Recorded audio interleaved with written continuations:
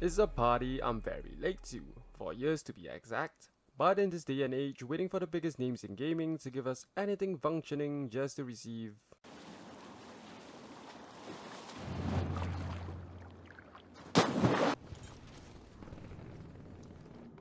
you probably don't want that all over your reviews, but comes along Capcom in these trying times like, hey, you want this?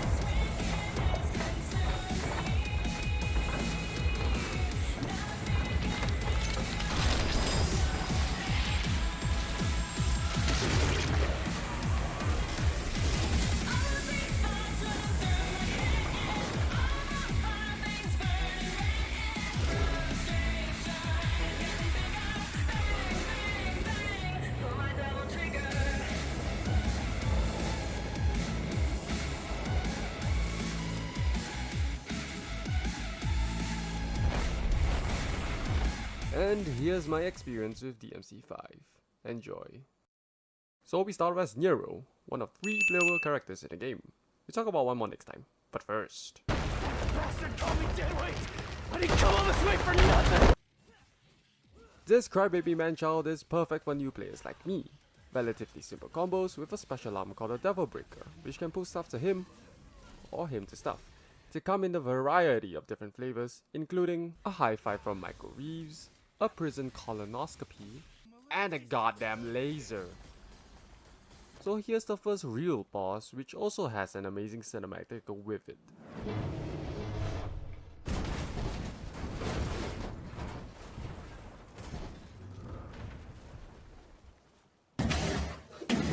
This is Goliath, or as Nero says, You? I don't know. I mean, you're a big guy and all, but you seem more like a knuckle-scrapping fart in the wind than anything else. which is what Nero said. I am not Nero, so I play this a little different.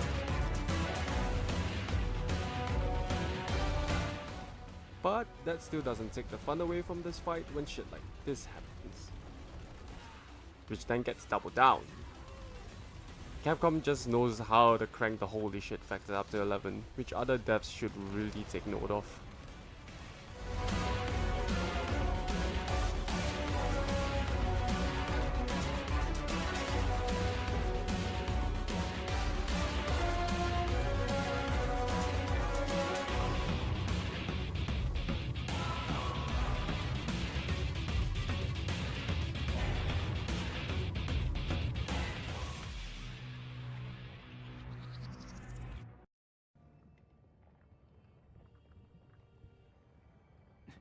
In the next mission, we find ourselves facing off against a demonic fish bird thing. In hindsight, this shouldn't have been a tough fight at all. But I'm a dumbass. The boss summons these thrown things that you can grapple onto, which I only realized at the halfway point of the fight. You see, at the start of the mission, the game already tells you you're gonna do this grappling thing. And that you're gonna do it a lot. Like, a lot.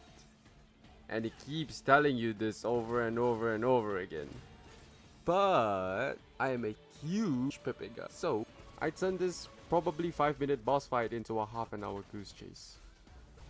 The most notable thing about this boss is that it is a Vel'Koz ulting imposter. Can I really complain when the cutscene afterwards was a little... I'm not gonna show the rest of it, so go play the game. It is universally praised after all. Ignore that. Capcom knows their audience. Now we play as the summoner Edgelord Shakespeare, whose name is... V has multiple familiars that he can summon to do his bidding.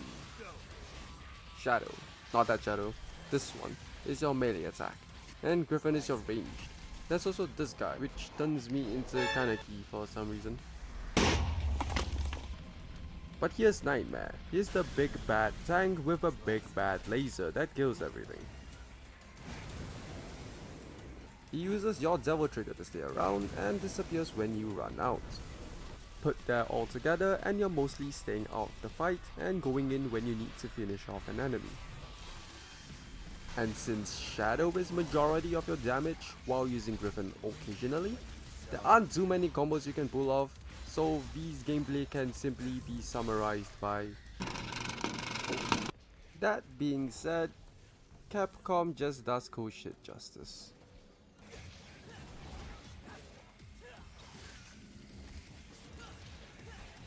And I think this is a good place to explain the game's path blocking mechanic. What I just picked up is a Needhog hatchling, which acts as a key to these kinds of structures. Attaching the hatchling to them makes them decay and explode into a disgusting mess. Why did I tell you that, you might ask? Well, this is the boss of the mission, which is a grown-up version of the hatchling. And it's also a gummy bear.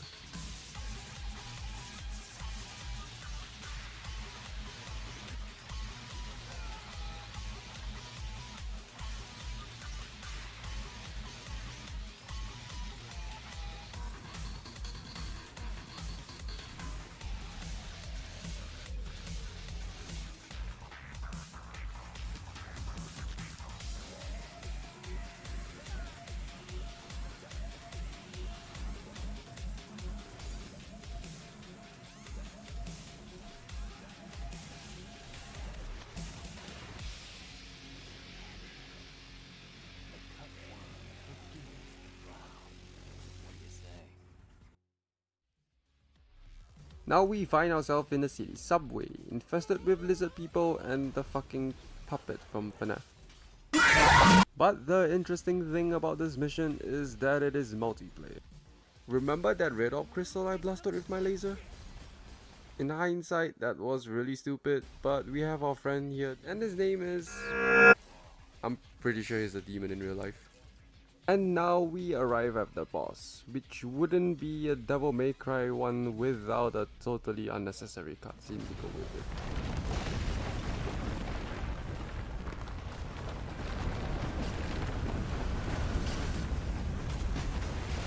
This is as overly dramatic as it looks.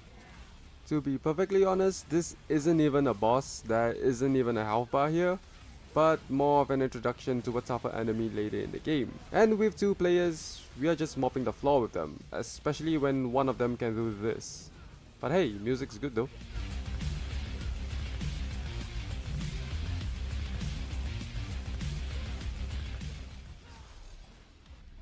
Now we split off and follow Nero into the Clyford.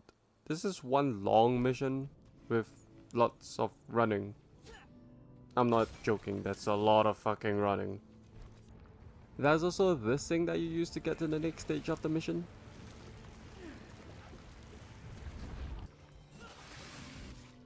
There's also a lot of hack and slash. The game wouldn't be a hack and slash with all of it and this new enemy. Oh hey, it's this guy. I'm sure he remembers me. And we are finally at the boss fight. Up until now, I never really talked about the voice acting, but hearing Nero say this was a blessing. Where's Dante? No body? Dried up Dante jerky? But then... You've come here to die. I am without a name. I am power. Absolute. You will suffer. And die. Okay, 12-year-old edgy teen face cinematic over, now it's time for the actual boss fight, which mostly consists of us trying to beat the absolute shit out of his family jewels, all while dodging his lasers, projectiles and whatnots. Did you also know he can shoot out giant fireballs?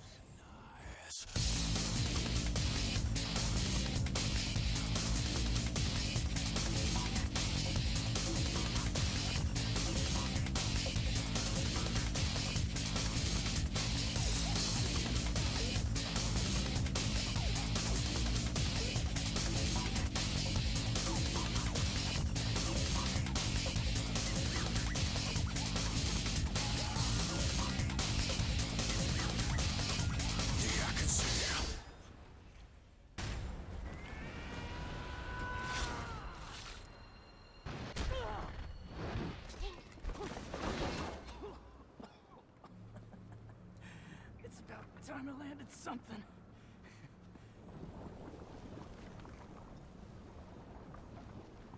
Weak mortal. Demon power does not course through your veins, yet you try. How dare you strike me? Welcome to phase 2, where he gets off his IV blood dripper and uses 1% of his power. He gains the ability to walk and new attacks, but I can guarantee one thing that stayed the same. I will give you despair and death. And I found out this is a fight you're not supposed to win within the first 2 minutes.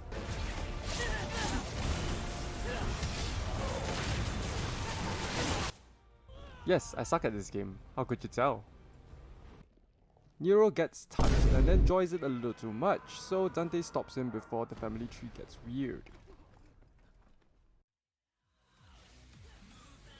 Hey guys, it's Voiron here.